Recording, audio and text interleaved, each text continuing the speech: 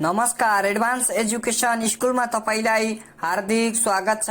आजको क्लासमा हामीहरू नयाँ पाठ्यक्रम 2080 अनुसार कक्षा 8 को विज्ञान तथा प्रविधि विषयको एकाइ 4 जैविक विविधता र वातावरण बायोडाइभर्सिटी एन्ड इन्भाइरोमेन्ट अन्तर्गत रहेको दोस्रो पाठ दिगो विकासका अभ्यासहरूको सहजीकरण गर्नेछौं। सुरु गरौं आजको क्लास। अभ्यासको प्रश्न नम्बर 1 मा भनेको छ तलका प्रश्नको सही विकल्प छनौट गर्नुहोस्। प्रश्न नम्बर क दिगो विकासलाई प्रष्ट रूपमा कुन आयोगको प्रतिवेदनले परिभाषित गरेको हो? सही उत्तर हो ब्युटरल्यान्ड। प्रश्न नम्बर ख दिगो विकासको कुन पक्षले सामाजिक न्यायमा जोड दिन्छ? सही उत्तर हो सामाजिक। प्रश्न नम्बर ग तलका मध्ये कुन बुदाले दिगो विकासको जैविक विविधता सम्बन्धी महत्त्वलाई दर्शाउँछ? सही उत्तर हो दिगो विकासले पारिस्थितिक पद्धति सन्तुलनमा जोड दिन्छ। प्रश्न नम्बर घ दिगो विकासका लक्ष्य मध्ये जैविक विविधता सम्बन्धी व्यवस्था लक्ष्य नम्बर कतिसँग सम्बन्धित छ? सही उत्तर हो 15। प्रश्न नम्बर ङ नेपालका हिमालबाट हिउँको मात्रा कम हुँदै गइरहेको परिप्रेक्ष्यमा हिमाली क्षेत्रको दिगो कृषि विकासमा दिएका मध्ये कुन बुदाले प्रमुख चुनौती प्रतिबिम्बता गर्छ? सही उत्तर हो जमिनको उर्वरा शक्ति घट्दै जानु। प्रश्न नम्बर च सामाजिक न्याय सम्बन्धी दिगो विकासका सिद्धान्त अनुसार कुनै समुदायमा रहेका सबै मानिसले प्राकृतिक स्रोत साधनमा समान पहुँच कायम गर्न सामुदायिक विकास सम्बन्धी कस्तो रणनीति नेपालका लागि बढी उपयुक्त छ?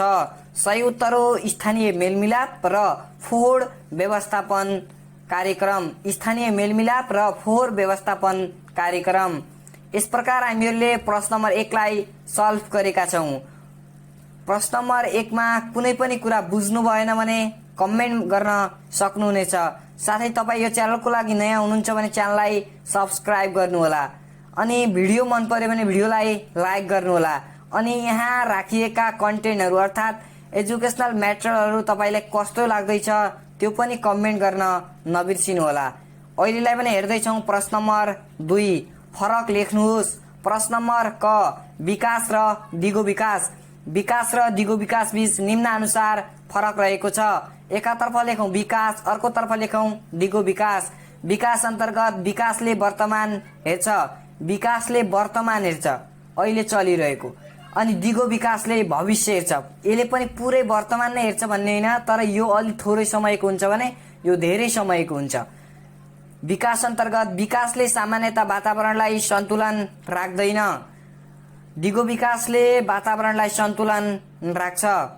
सामान्यता भनेको छु, यसले राख्दैन भन्न खोजेको होइन, कम सामान्यता यसले नराख्छ तर यसले धेरै नै सन्तुलन राख्ने काम गर्छ। दिगो भयो भने सन्तुलन नै हुन्छ है।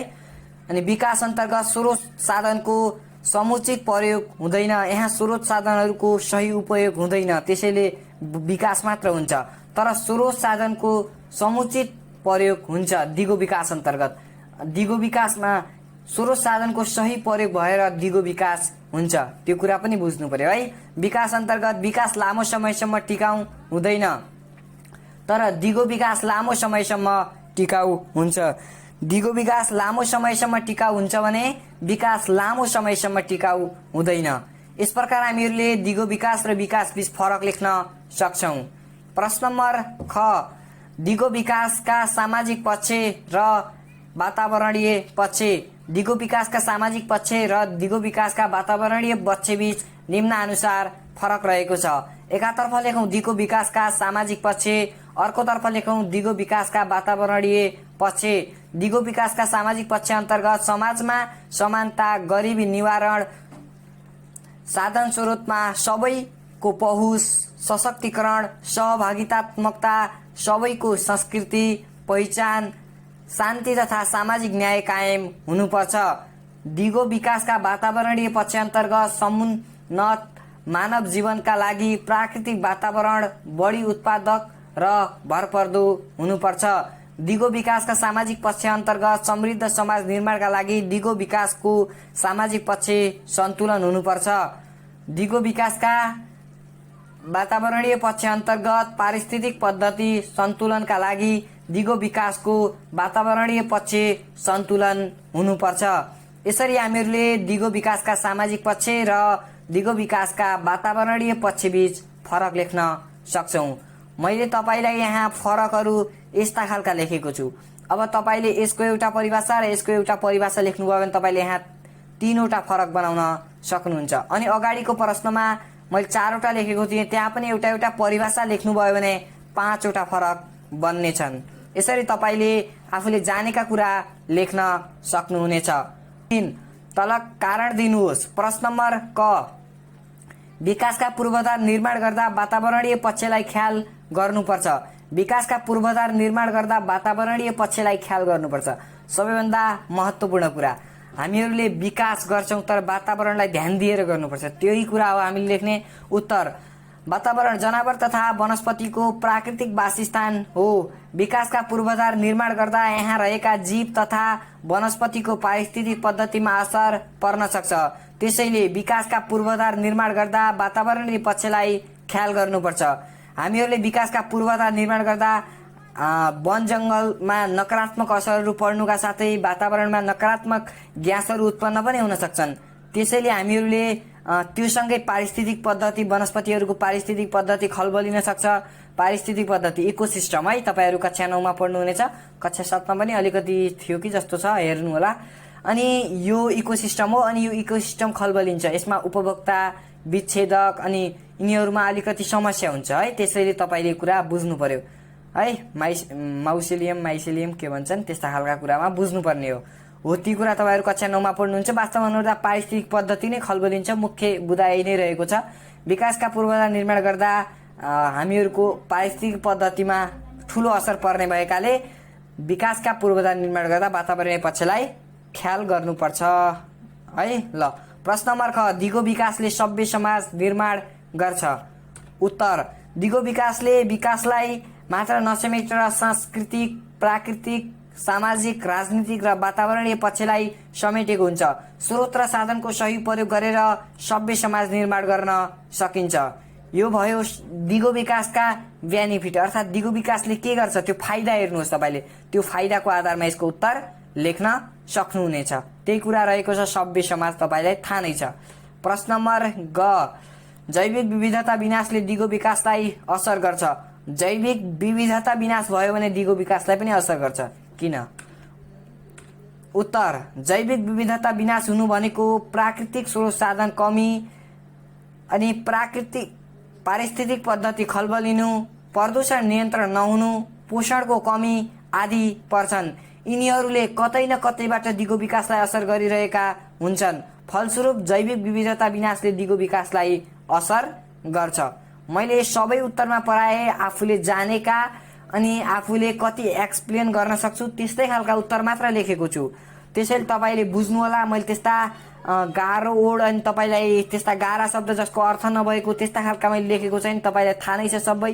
अनि यहाँनिर तपाईले पारिस्थितिक पद्धतिमा नझुक्किनु होला। पारिस्थितिक पद्धति इकोसिस्टम हो है, तपाईले बुझ्नु पर्यो। पछि पढ्नु हुनेछ, प्राय तल्लो कक्षामा थियो कि जस्तो लागिरहेको छ मलाई, हुन पनि सक्छ, हेर्नु होला है। ज्ञान छ भने तपाईलाई धेरै नै सजिलो छ, छैन भने नझुक्किनु होला। यो शब्दमा तपाईको दाइ दिदी हुनुहुन्छ भने एकचोटि 9 को किताब हेरेर तपाईले नेचरल एन्ड इन्भाइरोमेन्ट च्याप्टरमा गएर हेर्नु होला है, पारिस्थितिक पद्धतिको बारेमा। नभए हामीहरू पछि एक्स्ट्रा क्लासमा हामीहरू यिनीहरूको बारेमा त छलफल गरि नै रहनेछौँ। अहिलेलाई पनि हेर्दैछौँ प्रश्न नम्बर 4। तलका प्रश्नको उत्तर लेख्नुहोस्। प्रश्न नम्बर क, दिगो विकास भनेको के हो, उदाहरण दिनुहोस्। उत्तर, आर्थिक, सामाजिक, सांस्कृतिक र पर्यावरणीय सन्तुलन राख्दै गरिने विकासलाई दिगो विकास भनिन्छ। के? आर्थिक, सामाजिक, सांस्कृतिक र पर्यावरण सन्तुलन राख्दै गरिने विकासलाई दिगो विकास भनिन्छ। जस्तै पहिरो गएको स्थानमा पुल निर्माण गर्दा पहिरो रोकथामका प्राप्त उपाय अवलम्बन गर्नुपर्छ, अनि मात्र पुल वर्षौसम्म टिकाउ हुन्छ, अर्थात् दिगो विकास हुन्छ। प्रश्न नम्बर ख, प्रश्न नम्बर खमा भनेको छ दिगो विकासका सिद्धान्त के हुन्, कुनै एकको व्याख्या गर्नुहोस्। उत्तर, दिगो विकासका सिद्धान्तमा नम्बर 1 पारिस्थितिक पद्धति तथा, अनि मैले अघि भनेको होइन पारिस्थितिक पद्धतिको कुरा आउँछ भनेर, आइ नै रख्यो है। पारिस्थितिक पद्धति तथा जैविक विविधता संरक्षण सिद्धान्त। नम्बर 2 जनसङ्ख्या नियन्त्रण तथा मानवीय स्रोत साधनको व्यवस्थापनको सिद्धान्त। नम्बर 3 सांस्कृतिक संरक्षण तथा सामुदायिक सहभागिताको सिद्धान्त। यी तीनवटा दिगो विकासका सिद्धान्तहरू रहेका छन्। दिगो विकासका सिद्धान्त यी तीनवटा रहेका छन् भने हामीहरूले अब कुनै एकको व्याख्या गर्नुपर्नेछ। जस्तै मैले लेखेको छु यहाँ, कुनै एकको व्याख्यामा संस्कृति संरक्षण तथा सामुदायिक सहभागिताको सिद्धान्तमा मैले लेखेको छु सबै सामाजिक मूल्य मान्यता र संस्कृतिको सम्मान गर्नुपर्छ भन्ने मान्यतालाई सांस्कृतिक संरक्षण तथा सामुदायिक सहभागिताको सिद्धान्त भनिन्छ। यसले विकासमा सामाजिक न्याय र शान्ति लाई जोड दिन्छ। जस्तै कुनै स्थानमा कुलो निर्माण गर्दा समुदायका सबै मानिस सहभागी भएर सबै लाभ लिने गरी निर्माण भएमा अपनत्व कुलो दिगो हुन्छ। यसरी हामीहरूले सांस्कृतिक संरक्षण तथा सामुदायिक सहभागिताको सिद्धान्तलाई व्याख्या गर्न सक्छौं। प्राय यस्ता खालका प्रश्नहरू लामो हुन्छन्। यी 4 नम्बरमा तपाईलाई सोधिदिन पनि सक्छन्। मोडल त तपाईलाई मैले कक्षा 7 मा प्रस्तुत गरेको थिएँ नि, त्यही तरिकाले आउने हो। म कक्षा 8 मा पनि अब थोरै समयपछि बनाउने छु। हामीहरू यसको समाप्त गरिसकेपछि थोरै समय वेट गर्नु होला है। हामीहरूले इक्जामलाई फोकस दिने हो। हामीहरूको परीक्षामा कस्तो आउँछ अनि हामीहरूले इक्जामलाई मात्र फोकस नदिएर हामीहरूले के सिक्ने, कति पढ्दा बढी हुन्छ, कति जान्दा कति कुरा धेरै सिक्ने, त्योमा मुख्यतः ध्यान दिनुपर्ने हुन्छ। मलाई विश्वास छ तपाईहरू त्यस्ता कुरामा अगाडि अवश्य बढ्नुहुनेछ। अहिलेलाई पनि हामीहरू प्रश्न नम्बर ग मा जाउँ। प्रश्न नम्बर ग मा दिगो विकासको आधार दक्ष मानव जनशक्ति हो भने प्रमुख बाधक पनि मानवीय गतिविधि नै हो। यस भनाइलाई उदाहरणसहित पुष्टि गर्नुहोस्। उत्तर: पृथ्वीको चेतनशील प्रणाली मानव हो। मानवका सकारात्मक क्रियाकलापले राम्रो नतिजा दिन्छ भने नकारात्मक क्रियाकलापले नराम्रो नतिजा दिन्छ। दिगो विकासको आधार दक्ष मानव जनशक्ति हो। मानवमा राम्रो दक्ष जनशक्ति भएमा उसले दिगो विकास निर्माणका लागि नयाँ योजनाहरू, वातावरण सन्तुलन, वनजङ्गलको सुरक्षा आदि जस्ता काम गर्न सक्छ। तर प्रमुख बाधक पनि मानवीय गतिविधि नै हो। मानवका नकारात्मक क्रियाकलापले गर्दा दिगो विकास हुँदैन, वातावरण सन्तुलन हुँदैन। मानवका नकारात्मक क्रियाकलापहरूले वनजङ्गल सकिनुका साथै यहाँ रहेका वनस्पति तथा जन्तुको वासस्थानमा नकारात्मक हुनुसँगै पारिस्थितिक पद्धति खलबलिन्छ। त्यसैले दिगो विकासको आधार दक्ष जनशक्ति हो भने प्रमुख बाधक पनि मानवका गतिविधि नै हुन्। मुख्यतः तपाईले दिगो विकास गर्नका लागि मानिसले नै ठूलो योगदान गर्छ भने अनि यसलाई बिगाड्नका लागि पनि मानिसको नै ठूलो गल्ती हुन्छ। तपाईले बुझिहाल्नुभयो। यहाँ थप तपाईहरु लेख्नु होला। त्यति स्ट्यान्डर्ड उत्तर बनेन जस्तो लागिरहेछ मलाई। आफैले लेख्न सक्नुहुन्छ। मैले छोटो यहाँनिर परिचय दिन चाहन्छु। जस्तै तपाई दक्ष अनि तपाईसँग जनशक्ति छ भने त्यसले गर्दा नै हामीहरूले दिगो विकास गर्नमा अगाडि बढ्छौं भने अझ फेरि मानवमा कई गतिविधिले त्यो बिग्रिन्छ पनि। जस्तै मानिसहरूले अनावश्यक रूपमा जंगल फडारी गरेपछि अनि त्यसपछि दाउरा काट्ने भन्दैमा अनावश्यक ठाउँबाट दाउरा लिने काम गरेपछि त्यस्ता खालका नकारात्मक क्रियाकलाप मानवले नै गरे भने दिगो विकासमा असर पुग्छ। अर्थात् दिगो विकासको आधार दक्ष मानव जनशक्ति हो भने प्रमुख बाधक पनि मानवीय गतिविधि नै हो भनेर लेख्न सक्छौं। प्रश्न नम्बर घ। प्रश्न नम्बर घ मा भनेको छ पर्यावरणीय सन्तुलनका लागि दिगो विकासको आवश्यकता र महत्त्व व्याख्या गर्नुहोस्। उत्तर: पर्यावरणीय सन्तुलनका लागि दिगो विकासको आवश्यकता र महत्त्व यस प्रकार छन्। नम्बर 1 पर्यावरण सन्तुलन तथा प्रदूषण नियन्त्रण गर्न दिगो विकास आवश्यक पर्छ। मैले महत्त्व र आवश्यकतालाई यहाँ 5 वटा बुँदामा राखेको छु। नम्बर 2 प्राकृतिक स्रोतको समुचित उपभोग र संरक्षण दिगो विकासले नै गर्छ। नम्बर 3 दीर्घकालीन लाभ लिने विकासका पूर्वाधार निर्माण गर्दा दिगो विकासको अवधारणा अनुसार नै गरिन्छ। नम्बर 4 दिगो विकासले असमानता र गरिबी निवारण गरी सामाजिक न्याय र शान्ति कायम गर्छ। नम्बर 5 यसले समाजमा आर्थिक स्रोतको समानुपातिक वितरणमा जोड दिन्छ। यसरी हामीहरूले पर्यावरण सन्तुलनका लागि दिगो विकासको आवश्यकता र महत्त्वको बारेमा लेख्न सक्छौँ। अहिलेलाई भने हेर्दैछौँ प्रश्न नम्बर ङ। प्रश्न नम्बर ङमा भनेको छ दिगो विकासका लक्ष्य भनेको के हो? दिगो विकासका लक्ष्य हासिल गर्न नेपालले गरेका प्रयासको चर्चा गर्नुहोस्। उत्तर: विश्व विकासको साझा प्रतिबद्धता स्वरूप विकासको दिगोपनाको निम्ति सन् 2016 देखि 2030 सम्मका लागि निर्धारण गरिएका लक्ष्यहरू नै दिगो विकासका लक्ष्य हुन्। दिगो विकासको लक्ष्य पूरा गर्नको लागि नेपाल सरकारले नेपाल राष्ट्रिय ढाँचा र सोका सूचक सहितको 12 वर्षीय कार्यक्रम तय गरेको छ। यसले सरकारको दीर्घकालीन रणनीति दूरदृष्टिलाई अनुसरण गरेको छ।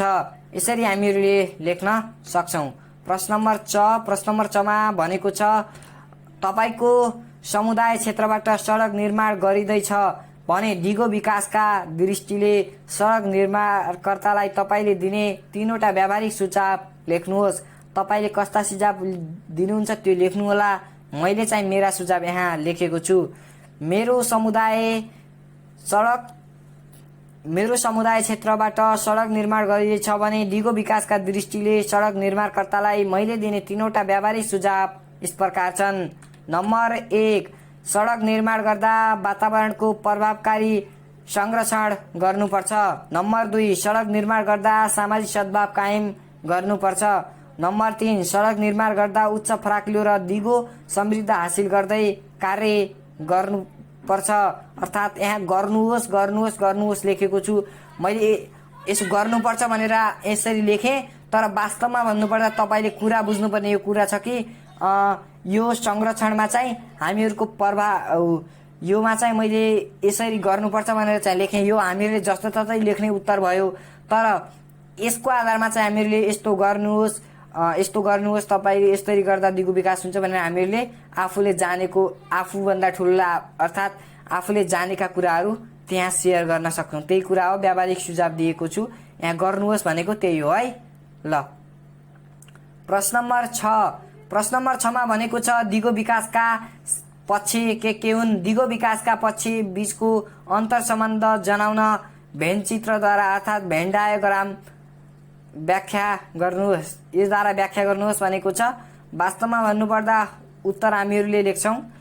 दिगो विकासका पक्षहरूमा नम्बर 1 आर्थिक पक्ष, नम्बर 2 सामाजिक पक्ष, नम्बर 3 वातावरणीय पक्ष भयो। अब दिगो विकासका पक्ष बीचको अन्तर सम्बन्धलाई भेन चित्रबाट व्याख्या गर्ने भनेको छ। अब हामीले लेख्न सक्छौँ यिनीहरूको अन्तर सम्बन्धलाई भेन चित्रमा यस प्रकार देखाउन सकिन्छ अर्थात् यसरी व्याख्या गर्न सकिन्छ। मैले भेन चित्र किताबको नै राखेको छु। यो किताबको भेन चित्र हो है। अब तपाईँलाई मैले केही कुरा भन्न चाहन्छु। यहाँ सोसल लेखेको छ नि, जसमा नेचुरलिङ कम्युनिटी दिएको छ। अब यसमा तपाईँले मुख्यतः कुरा बुझ्नुपर्ने छ। जस्तै यहाँ सामाजिक पक्ष हो यो, अनि यो वातावरणीय पक्ष हो, यो आर्थिक पक्ष हो। अनि मुख्यतः सबैभन्दा हामीले सेट पढिसकेका छौँ। भेन चित्र सेटबाट नै उपस्थित हुन्छ है। अब यहाँ भनेको दिगो विकास, सबैमा दिगो विकास उद्देश्य त सबैको दिगो विकास, त्यसैले बिचैमा दिगो विकास आयो। अनि वातावरणीय पक्ष र सोसल अर्थात् सामाजिक पक्षको सम्बन्ध भनेको यो हो। सामाजिक पक्ष र वातावरणीय पक्षको सम्बन्ध भनेको यो हो। यिनीहरूको मात्र सम्बन्ध है, यिनीहरूको मात्र सम्बन्ध यो हो। र यो सोसलको र इकोनोमिक्स लेखेको छ नि, अर्थात् यहाँ सामाजिक र आर्थिक पक्षको भनेको चाहिँ यो मात्र हो। यहाँ निकरी बुझिएको छैन, तपाईँको किताबमा निकरी बुझिएको छ, लेख्नु होला है। यो सामाजिक हो, यो आर्थिक हो। अब सामाजिक र आर्थिकमा यी दुईटामा समान अर्थात् यी दुईटाको सम्बन्ध भनेको यो हो। यसको र यसको सम्बन्ध भनेको यो हो, अनि यसको र यसको सम्बन्ध भनेको यो हो, अनि सबैमा मिलेको सम्बन्ध भनेको यो नै हो है। यो कुरा भएको छ। अनि तपाईँले बुझ्नुहुन्छ, किताबबाट लेख्नु होला, शिक्षकसँग लेखेर सहयोग लिन सक्नुहुनेछ। प्रश्न नम्बर ज। प्रश्न नम्बर जमा भनेको छ दिगो विकासका जैविक विविधता सम्बन्धी लक्ष्य पूरा गर्न स्थानीय तहले गर्नुपर्ने व्यावहारिक कार्य के हुन् हुनुपर्छ? सुझाव दिनुहोस्।